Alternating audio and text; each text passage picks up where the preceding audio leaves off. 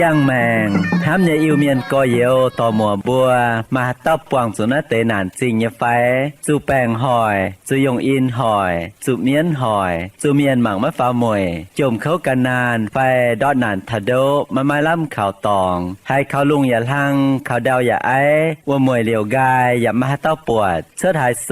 ตายสี่มาให้เต้าห้ำบัวอย่างทั้งจังมาบุกกันในโรงเรียนนอ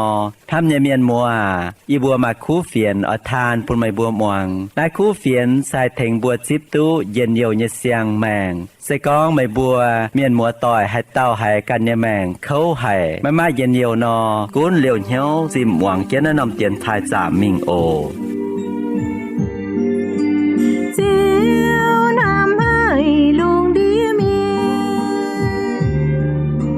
thế qua chén nên nhẹ quê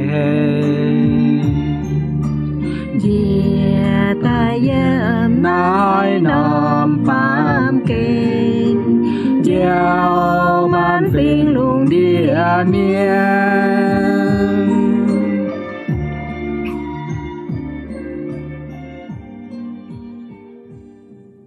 Xanh nhận lành trình chiếu thìn hùng Pêu chiều cầu chiến bùa chia tài tú mai bành on Bùn bùa anh tú buông tỏi chia nái tiền thai Anh hãy nhiệt so dĩa giật xuống liều nhiễu muông tiền thai như miền mùa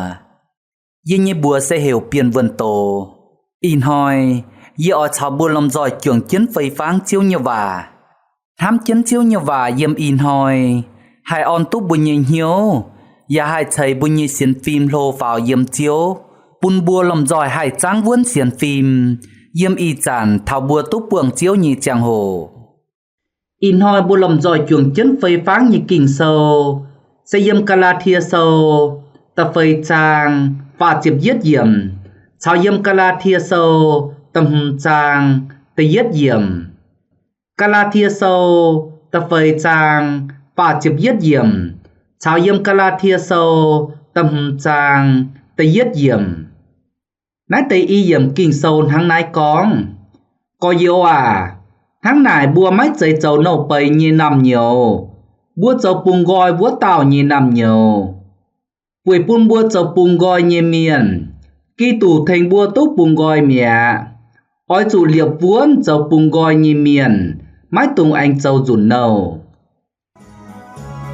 Chuyện tình kinh sâu con Cho kinh chiến nhé Mai tuần vang mai qua Nhà bùa mai ai Bà xiên quân Thao chiang ô tô Chiều lên tuần nhé Yêm Johan sâu tập bếp chàng Và chịp nhì yểm chiếu Giê-xu con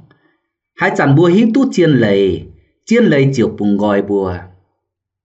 Liệu em mình thao Johan sâu chịp phây chàng Ta lùa yểm chiếu Giê-xu càng con chiếu sẽ tổng chiên lầy Tháng này bùa màu tàu miền nhé mảnh yếm nái xây chàng Hai chẳng bùa hiếu thảo chiên lầy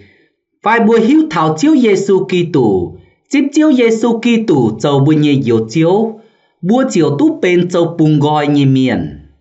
Yếm ca la thia sâu Ta nhé chàng mình thảo tâm hùng chàng Bùa mạng tú bượt mình nhé thảo y nòng phẳng cháy Xét xin đảng bùa nhé mảnh Bùa chủ yếm lầy lạt cả đĩa Bùa chủ chùi cún kiến bùa Bùa thánh chùi chầu nâu Phải oi chủ ấy kiến ấy tàu nó chầu Liu bùa nhé mảnh túc buồng chiếu Giê-xu Tông bên chiên lầy Tông tai chầu bùn lầy lạc tùn nhùn Và tông tai hình kia chùi vua tàu Bùn xiên khảo chiếu Giê-xu nhé miền Chiều túc bùn gọi tài Hai yếm lầy lạc cùng ngoài Và hai bèo đốt chùi như chá cún kia nạ Lý yếm tập phơi trang phá chiếp giết diệm Mình tháo tâm hùng trang tới giết diệm Chiếu nhé bầu bao lô Ôi khuyên tháo chiếu nhé chuông kiểu bàng yếm ca la thia xanh Hều nên bùa túc bùng gọi liều Ôi chủ cún cầu lồng Mãi tung anh tàu gang châu dùng chùi như nâu Bảng nái nòm ấy Và bảng nái tây y yếm kinh sâu in hỏi yêu oi tỏ chiếu như và tài thảo bùa lầm giỏi trưởng chiến phây pháng bùn chiếu như và giả phìn háng nhẹ dạo thảo bùa xiên khảo chiếu Giêsu bùa tu chiếu Giêsu bùng gọi bùa yếm chùi như tòng xuất tài với nái y chản bùa tu dầu bùng gọi như miền tháng này bùa giả phìn háng nhẹ oi trụ cầu lồng mái tung anh bùn bùa đọp dìa vai anh dầu dùn chùi như nâu tháng chiếu như và yếm tầm hừm chàng từ yết yếm có nò oi chủ liệp vuốn dầu bùng gọi như miền mái tung anh dầu dùn nâu bảng nách tây y yếm kinh sâu dầu còn đố in hỏi bùa lòng giỏi trường chiến phây pháng chiếu như và như hộ tàu xe túc bùng gọi liều oi chủ sâu vuốn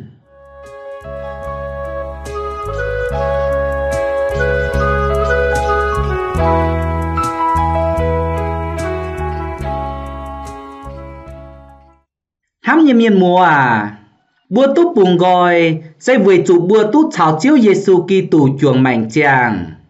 về nái bùa khúng túc dầu bùng gọi như miền sẽ hai chản bùa thọ yếm kiến chiếu như ên yếm kiến chiếu Giêsu Kitô nhiên hám của nhùa phải chào chiếu Giêsu Kitô chuồng mảnh chàng bùa chính túc dầu bùng gọi như miền tháng này tự dứt kìn bùa chuồng kiến chong chiếu như và yếm nái sẽ túc bùng gọi như ấy lấy sen hăng hải nò tự dứt sẽ bùa túc bùng gọi yếm lầy lạt chiếu như và yếm Galatia ta nhẹ trang chiệp lụa yểm tháng nay con bà yê bùa hiếu tú miền mái dày can lầy lạt chính tú chào thiên hùng họp nhiều sẽ vừa xiên khảo chiếu Giêsu Kitô tháng yê bùa giả xiên liều Kitô Giêsu vừa bùn yê bùa xiên Kitô mái dày vừa can lầy lạt tú chào thiên hùng họp nhiều vừa chủ mãi mãi hai tàu hai can lầy lạt tú chào thiên hùng họp nhiều chiếu như và bùn bùa hiếu tú con bùa khảo chiếu Giêsu Kitô bùa chính tú dầu bùng gọi như miền bùa khảo chiếu Giêsu Kitô bùa chính tú chào thiên hùng họp nhiều mái dây khảo lầy lạt con tháng này lầy lạt mái làm lồng á phải chung mái dây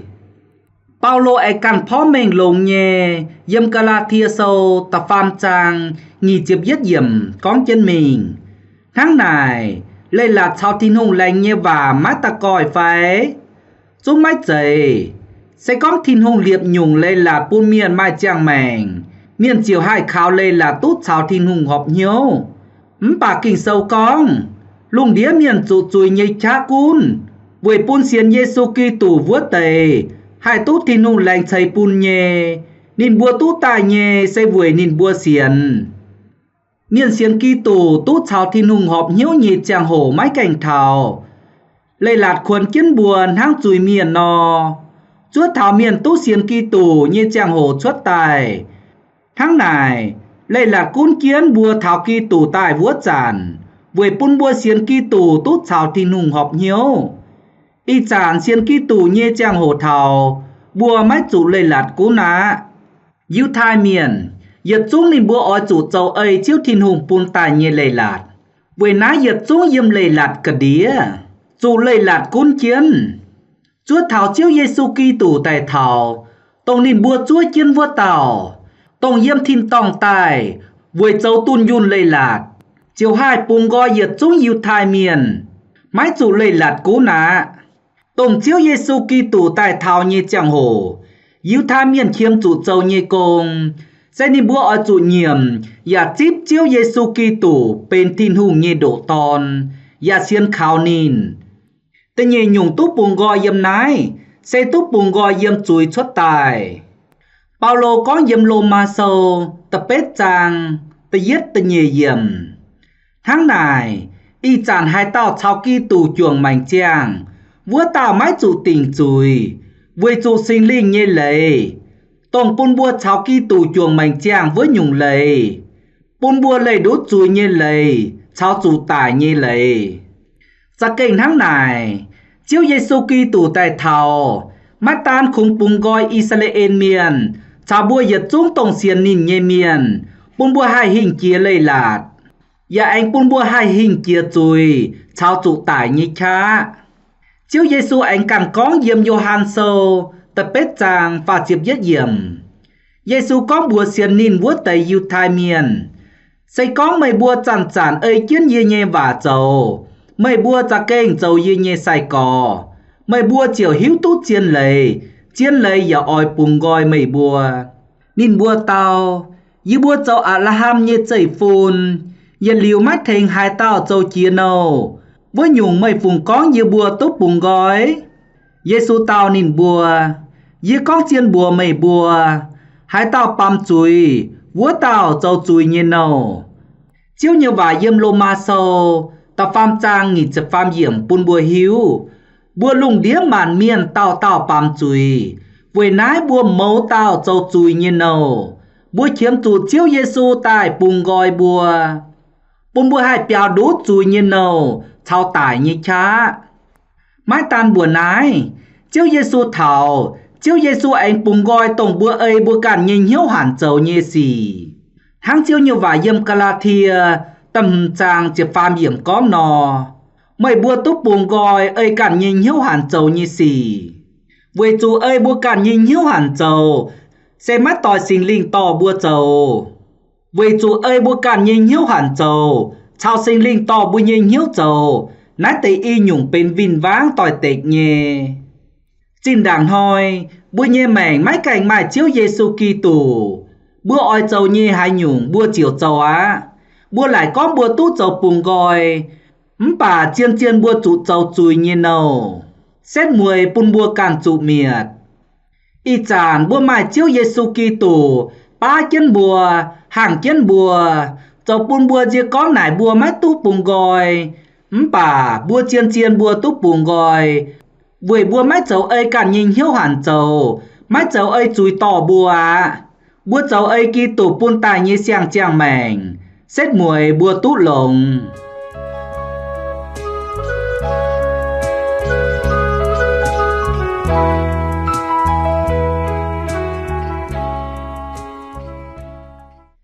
tên nhị kìn bua túc bùng gọi tài bua ở chốn hăng hải nó trầu trình tài hải sâu tụ vốn tì yết sẽ bua ở chủ mình bè thao lây lạt như lầy yếm tì yết thì mô thai tì yết trang tập bết yếm Paulo khuyên thảo thì mô thai sẽ có miền lồng tu họp nọ bua hiếu tu lây lạt sẽ lồng nhẹ quê nái hiểu Paulo ở chủ dìa chá châu nhung nhung với bún tin hùng họp nhiêu chiều châu mắt chủ nhái như cùng miền và lồng tu họp thiên hùng như chiên tổ với chủ lây lạc thiên hùng bún tài sẽ mà làm lồng nhẹ với giàu miền với con hề miền với cho lồng miền châu tòng như tòng với giàu miền châu họp như cháu sẽ có bùa mình bè thao lây lạc như lầy lạc chiều hai thành bùa xiên cào vươn chiếu thiên hùng châu bún bùa túc bùng gọi như miền bùa anh hai cào sâu tụ vươn túc bùng gọi tài ỏi sâu tụ vươn cũng mình bè tháo tổng lây lạc như cháu nắng xe máy cảnh cáo ỏi chủ anh khảo chiếu với chủ bố bằng khảo chiếu Giêsu Kitô như giám liều yếm chiệp giảng trà hai giáo bùi như chùi và chùa bùi yếm chủ tài như tòng xuất tài yếm tì yết Gioan sâu tì yết rằng tật chết yểm con chân mình thiên hùng như ton chiếu Giêsu Kitô như giám giáo dình bùi yết chúng như chùi hắn nải sẽ con bùa má mải chùi nọ nái sẽ bùa đúa bùa cản chiên lời máy yếm bùi nhìn hiếu bà sẽ con bùi nhiệm bùi như chùi thiên hùng sẽ chiệp chúa nhẹ bảnh phim nhẹ chiều quảng bùi như chùi chào bùa châu như yết chúng vài xì viêu bùa trình dình tài hắn nải bùa ở chủ bằng khảo chiếu Giêsu với chủ bùa khảo chiếu Giêsu như giám hai bún bùa túc bùng gọi hai bún bùa piao đút tải như chá và ở chủ bằng khảo chiếu sinh linh tỏ bùa với chủ chiếu sinh linh hai tỏ bùa tại châu họp thiên hùng túc bên thiên hùng như nằm nhiều và hai tỏ bùa lấy đút chủ tải như cháu hắn chiếu như vài yếm lô ma sâu tập bết trang chỉ phàm yểm con chân mình sẽ có mấy bùa ấy ba miền như nhiêu hẳn châu ôi chủ tài á bà sẽ có lồng sinh linh miệt dình xin giảng châu như chùi mấy bùa chiều tú chàng kiến chiếu sinh linh ôi tỏ bún bùa châu họp chiếu thiên hùng và hai bún bùa sâu tụ vươn yếm chiếu Giêsu Kitô như dấu ên với nái ôi chủ chíp chiếu sinh linh chào bùa chản tổng yếm Với bún bua chản chản mai chá hai châu chàng tú dầu nhê công. Paulo khuyên thảo Philippoi chỉnh chịu bàng. Hắn nhê có dầu à. Với nái, hắn chỉnh đảng yê chào mây bua yêm. Mây bua chản chản muông yê nhê bà. Y chản yê mách chào mây bua yê má. Bà mây bua ói chủ cao muông lồng. Ói chủ cảm dìa. Xin chín chiến lồng chá châu chàng mây bua tú dầu nhê công. Với chủ thiên hùng chản chản yêm mây bua nhê hiếu châu công. Bún mây bua mày hiếu. Và mai bàn chảy ấy chiến linh lồng nhê cha ấy châu. Lý mình tháo ta phây trang chiếc phàm hiểm. Paulo chiều cám con. Kỳ tù bún yê mai chá. Nhung nhung yê chiều châu tú á. Thố nần kia nhê chiếu thiên hùng. Thành yê chú miền mùa tỏi muông tiền thai. Hải sâu tú vuôn. Mái giấy bảng khảo bùa cản nhê chá. Bùa tú hình. Bùa tú sâu vuôn. Xây khảo chiếu Giê-xu Ki-tủ nhê giám. Mai bùa chùa bùa duẩn tài. Và bảng khảo chiếu sinh linh. Đom chìn diếu muông tỏ bùa mình tú họp. Bùa lầm dòi trường chiến phây pháng y kìn chia tài. Đảng bữa anh lầm dòi trường chiến phây pháng mình tập phang kìn. Bữa lầm dòi trường chiến muông như tiêu dung tranh chiếu đảng ổ. Bùa kỳ tù miền ơi chú phai phi. Với lại ban kế kính mai chia nhung thong buồn. Dẫu hệ cạn nhau bà dẫu tài tông chiếu. Dẫu ơi kinh sâu nhẹ và trình tài hai vuông. Bùa kỳ tù miền ơi chú phai phi. Kinh dẫu nhảy vào nắng nơi nhảy công bùa buồn. Ôi chủ bung lông gã hà lại nói nhây xí. Nhung nhung cho tai tôi tìm. Kinh sâu còn tai nhảy vào. Bằng miền min búa cùng thắm ơi cơn nhẹ nhàng. Theo màu tranh lúa mỗi kia mãi mãi êm chìm. Dẫu mai chinh dây dẫu chiều dòng lông nhảy xí. Mai của sao mai có dầu. Thăm can hỏi tu yên nhau. Ôi dù chẳng chẳng kính nhau tao cả. Thô chưa thành búa xiên phim chán chán hai buồn. Mai cùng giáo hoang ôi chú xiên buồn thiên hùng. Ôi chú tình nhiều chiều nín hai cầu lông mấy buồn.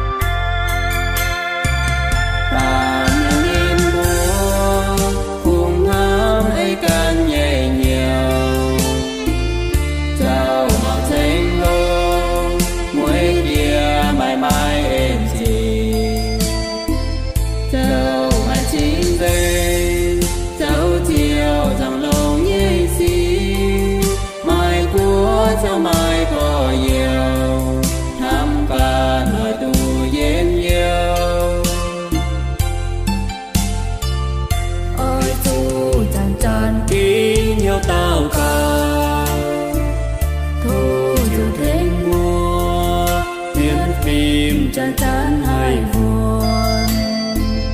mai từ giáo hoang ôi chú xiên buồn tin nu ôi chú cũng tin nhiều chiều nín hai cầu lông mới buồn.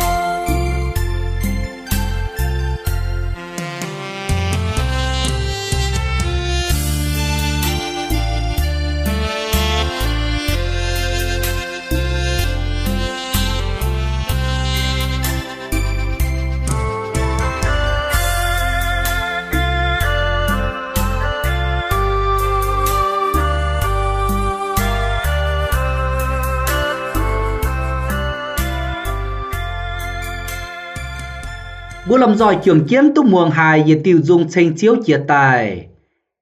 nãy tiêu dùng như hồ tỏ con sau vốn diệm chiếu Giêsu buaอย่าlàm giỏi trường kiến phê phán y kín chia tài bua túc bùng gọi yếm hài nhung túc bùng gọi tài bua ở chuồn hăng hải nò chính tài hải sâu tu vốn y chản bua anh trường kiến phê phán mình ta pham kín túc bùng gọi tài sâu tu vốn dĩ ở chủ châu hài nhung bua chiếm chủ châu nhé và họp chủ châu nhé sẽ ở chủ dạng ấy sinh linh tỏ bua mắt giấy túc bùng gọi tài ấy cản nhìn hiếu hoàn châu bà bua ở chủ ấy chiếu sinh linh tỏ bua châu ấy chiếu sinh linh tỏ bua dạng chiếu như vả yếm Galatia tầm trang chiếc phàm yếm con chuông có yêu à thiên hùng hiểu mây bua tài châu bùng gọi nhé miền mây bua túc bùng gọi bà mái tung vùi nái rồi càn ấy càn nhìn hiếu hẳn châu hám như miền mùa à chín đảng bua như mảnh bua ấy càn nhìn hiếu hẳn châu man màn chiều vài mẹ bua châu như này giật xuống chào thiên hùng tòi tịch bua ấy càn nhìn hiếu hẳn châu như xét mùi bùn bua càn chủ khâu xét mùi bùn bua càn chủ miệt vùi nái y chản bua túc bùng gọi tài xây con bùa anh ấy cản nhìn hiếu hẳn châu nọ tại tòi phi đảng lô mảnh vua bua châu nhê xét mùi bua giả phìn háng nhiệt chủ miệt xét mùi bua giả phìn háng nhiệt chủ khâu tháng này bua ói chủ bùn chiếu sinh linh tỏ bua ói chủ dạng can chiến chiếu sinh linh bua mâu tao miền nhê mảnh bua tu chiếu Giêsu thành bua hai hình chia chùi bà bua chó yếm chiến chùi bù đồng bữa nhé lô mảnh và chú chui lỗ mẹ y chản mâu ta miền nhé mảnh sẽ có má mải chiếu sinh linh cún cầu tỏ bùa nọ ta tạo nhìn hiếu ỏi huyên mình châu vải buổi nái lông kia nhé cha ấy bún bùa hai sâu tụ vuôn lông kia nhé cha ấy bún bùa hai mình tu họp sẽ bùa khảo chiếu sinh linh tỏ chiếu như vài yếm Galatia tầm trang chụp lụa yếm con chân mình ye con nhẹ ấy lời xin hàng nái ói chủ bún sinh linh to mây bùa mái tung ấy càn nhìn hiếu hẳn châu miền hiếu hẳn châu nhé xe mái tòi sinh linh ói châu nhé sinh linh ói châu nhé và mái tòi miền nhìn hiếu hẳn châu nái tây y nhung châu vìn váng trình tài mây bùa ói châu nhé mái hải châu bà sẽ con sinh linh to mây bùa chiều mái yếm lầy lạt cả đĩa hám như miền mùa à bùa nhìn hiếu hẳn châu chào sinh linh to bùa châu nhé sẽ tòi tịch sẽ bên vìn váng sẽ con bùa nhé mảnh túc bùng gọi tài bùa anh ấy càn nhìn hiếu hẳn châu nọ và phìn háng nhé chào thiên hùng tòi tịch phìn háng nhé chào chiếu sinh linh tòi tịch bùa tao miền nhé mảnh sẽ khi thiên hùng nhìn hám khi Giêsu Kitô như dầu ên anh chót chiếu Giêsu Kitô tinh nghiêm chiệp giảng cha yết dùn nãy nhung miền nhé mảnh má mai hai nhung anh hai phí tu nín dùn nãy nhung miền nhé mảnh tây nhùa mai chàng tòng pun nín bà sẽ con hai tàu túc bùng gọi tài sâu tu vuốn châu ấy sinh linh yang ấy sinh linh vua tàu miền nhé mảnh diếu tây trai tây đồng hải chúng chàng biếu bùn chiếu bởi chú vua tàu miền nhé mảnh tháng tập về nhung nia bùn chiếu như cú phiền hạ dìa mình chiều hai cụ nhà chiều hai lô tài chàng tú biếu kít chiều hai siêu tú yết bé câu lụa chiệp câu phai phà chiệp câu thám như miền mùa à chiếu thiên hùng ói bua mô tàu miền nhé mảnh bên lồng nhê nia chip khú phiền tài bùn khú phiền hai cụ nhà bùn khú phiền hai lô pháo bùn khú phiền hai chàng biếu phìn háng nhé chiếu thiên hùng lồng chiếu Giêsu Kitô chùa bùa yếm chủ tài như tòng Satan như bùa đĩa chuốt tài và chế gọi chùi như lìm bùn bùa chuốt tài bùn bùa tút dầu bùn gọi như miền tháng này chiếu giờ ói bùa mô tao miền như mảnh bên lông như mảnh hai chip chiếu sinh linh bìa yếm hiếu như mảnh dạng ấy kiếm chiếu sinh linh to như mảnh lồng kiếm chia bùn bùa như mảnh hai chàng sinh linh như biếu bùn bùa mảnh hiếu thám miền bùn bùa mảnh yên diêu bảnh on bùa bùa mai nòi bùa mai nhiễu kho liền miền bùa mai nhiễu dầu lồng như xì bùa mai chiệp chúa nhìn hiếu bùa mai nhiễu xuẩn bùa hai cuốn tu bùa càn như mảnh thám như miền mùa y chan họ ói mà chia nhung tài hai bánh bùa phiát hai bánh bùa chủ đọp chia con bùa đọp yếm hướng tỏi ảo gồ như cháu đọp dìa bùa như công cháu bùa lò như chìn nhàn đọp dìa yếm mình tao mình hổ như cháu giật chúng nát tầy hai tò bùa mình đọp dìa giật nhung cao xiêm chía xây bùa đọp dìa yếm xiên phim đọp yếm hướng tỏi nhiệm chùi chiếu hai kho liền mày đọp yếm công cháu chìn nhàn mày mái mài bà ta phan mày mài chiếu mày hai tú diều nhé bà sẽ có mày đọp dìa yếm xiên phim mày tùy bầu mày mái xiên chiếu xét mùi mày ra kênh chủ khâu với nái in hỏi bữa con thảo bữa túc bùng gọi tài oi chủ sâu vốn nái mắt chạy khung thình thảo bữa nái xây tú lồng hang và pin hang nhẹ thình thảo bữa linh vườn gà há hính bữa xây bún bữa tú lồng chiếu như vào khuyên bữa con kỳ tù thình bữa túc bùng gọi mía oi chủ liệp tú vốn chầu bùng gọi nhẹ miền mái tung anh châu rủn nâu in hỏi bữa nhẹ chàng hồ anh dình dịp bữa nái lành sinh nhiệt chúng liều chiến hiếu muồng tiền thải thấu nhiệt chúng anh liều chiến hiếu muồng tiền thải liều bữa anh túc buồng tỏi chia nái tiền thải ổ thấu nần chia nhẹ chiếu tin hùng chạy phú chạy yên nhiều chạy bánh on bùn nhiệt chúng muồng tiền thải như miền mùa